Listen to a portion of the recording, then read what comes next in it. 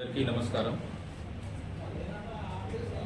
సూర్యాపేట జిల్లా SP Shri K Narasimha IPS గారి ఆధ్వర్యంలో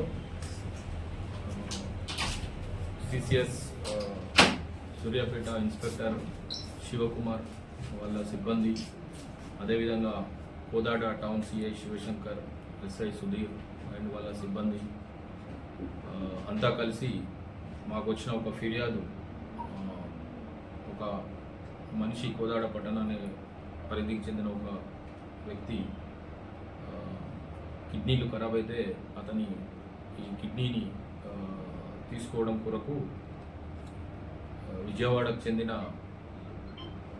అమెరికన్ కిడ్నీ సెంటర్ హాస్పిటల్ని వాళ్ళు ట్రీట్మెంట్ కొరకు వెళ్తే అక్కడ కొంతమంది బ్రోకర్లు అతనికి చట్ట నిబంధనలకు లోబడే కిడ్నీని సమకూర్చమని చెప్పడం వల్ల దానిని నమ్మిన బాధితుడు అతనితో కలిసి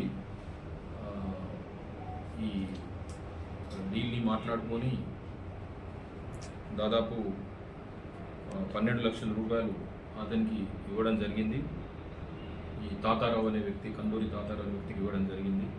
అయితే ఈ బాధితుని కూడా చట్టంలో నిబంధనలు ఇవన్నీ తెలియకపోవడం వల్ల అతన్ని డార్క్లో పెట్టి అతనికి ఏం తెలియకుండా ఈ తాతారావు ఈ కొండెం రమాదేవి అనే ఒక లేడీ సహకారం తీసుకొని ఈ మానవ అవయవాలు టిష్యూల యొక్క ట్రాన్స్ప్లాంటేషన్ చట్టంలోని కొన్ని నిబంధనలను ఆసరాగా చేసుకొని ఫోర్జ్డ్ డాక్యుమెంట్లను క్రియేట్ చేయడం జరిగింది. ఆ ఫోర్జ్డ్ డాక్యుమెంట్లు అంటే కిడ్నీ ఇచ్చే వ్యక్తి తీసుకునే వ్యక్తికి రక్త సంబంధికుడుగా ఐడి ప్రూఫ్లు కానీ, అదేవిధంగా దానికి కావాల్సిన చట్టపరమైన డాక్యుమెంట్లు, ఇతర డాక్యుమెంట్లు, అధికారుల డాక్యుమెంట్లు కానీ, స్టాంపులు కానీ, సిగ్నేచర్లు కానీ ఇవన్నీ కూడా ఫోర్జ్డ్ డాక్యుమెంట్లని ఈ రమాదేవి సహకారంతో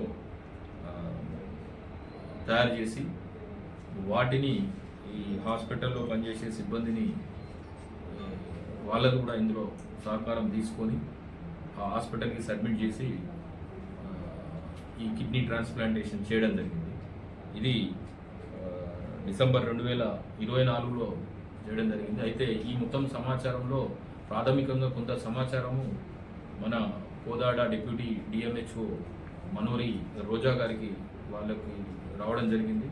వాళ్ళు కొద్ది సమాచారం వచ్చిన మేరకు మాకు ఫిర్యాదు ఇవ్వడం జరిగింది. ఆ ఫిర్యాదులో దర్యాప్తులో భాగంగా జిల్లా ఎస్పీ గారు ఈ special teams CCS CI Shivakumar and Kodad town CI Shivashankar, SI Sudheer వీళ్ళ ఆధ్వర్యంలో టీంలు ఏర్పాటు చేసి ఈ మొత్తం టోటల్ కేసుని కూపీలాగడం జరిగింది.